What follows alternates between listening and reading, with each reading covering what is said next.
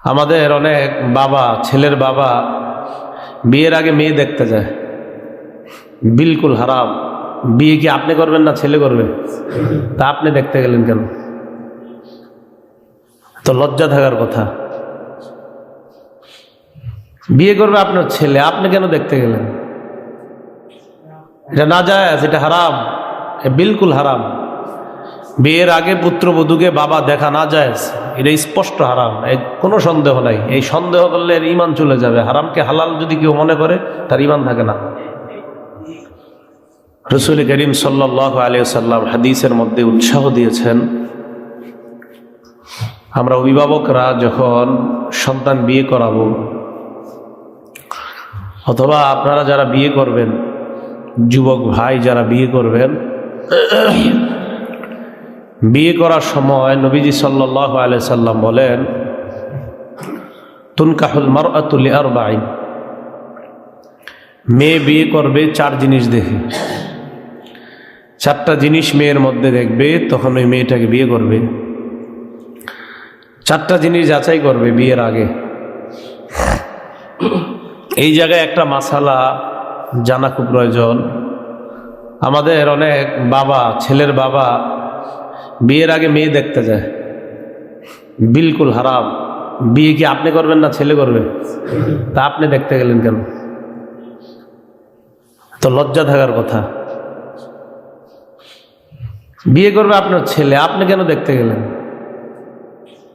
এটা নাজায়েজ, এটা হারাম, বিলকুল হারাম। বিয়ের আগে পুত্রবধূকে বাবা দেখা নাজায়েজ, এটা স্পষ্ট হারাম, কোনো সন্দেহ নাই। এই সন্দেহ করলে এর ঈমান চলে যাবে। হারামকে হালাল যদি কেউ মনে করে তার ঈমান থাকে না। তো বিয়ে যখন করবে ছেলে, মেয়েদের মাধ্যমে, মায়ের মাধ্যমে মেয়ের সম্পর্কে যাচাই বাছাই করা যায়। আর আপনার চাইতে একটা মেয়ের ব্যাপারে মেয়েরাই ভালো জানবে, এটা আপনি নিজেও জানবেন না। এত কিছু হেরা তত্ত্ব বের করে নিয়ে আসবে, সে আপনিও পারবেন না। চার জিনিস দেখবে। এক নাম্বার লি জামালিহা, সৌন্দর্য দেখবে, মেয়ের সৌন্দর্য, রূপ। দুই নাম্বার ওয়ালি হাসাবিহা, বংশ। মেয়ে দেখলে সাধারণত মায়ের বংশটা দেখা উচিত। বাবার বংশ দেখবে তো সাধারণত মেয়েদের উপর মায়ের আসর পড়ে, মায়ের ক্রিয়া প্রতিক্রিয়া পড়ে।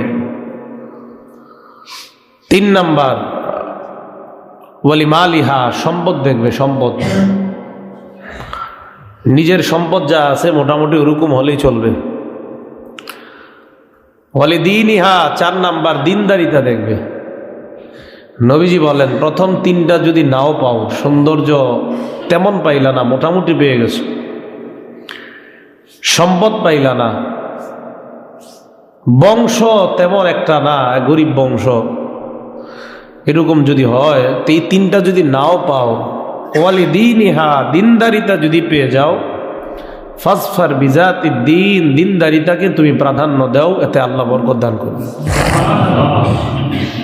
হাদিসের শেষে নবীজি বলেন, তারিবাত ইয়াদাক, দিনদারিতা যদি তুমি প্রাধান্য না দাও, তো তোমার দুই হাত ধুলোয় দূষরিত হোক, তুমি ধ্বংস হও। যদি দিনদারিতা প্রাধান্য না দাও, তুমি সৌন্দর্য প্রাধান্য দিলা, সম্পদ প্রাধান্য দিলা, বংশ প্রাধান্য দিলা, দিনদারিতা তুমি প্রাধান্য দাও না, তুমি ধ্বংস হবা।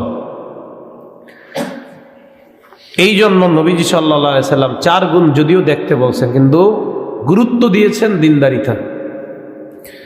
তার মধ্যে দিনদারিতা আছে কিনা। দিনদারি একজন মেয়ে ঘরে আসলে দুনিয়াতে ঘরটা আল্লাহ জান্নাত বানায় দেয়।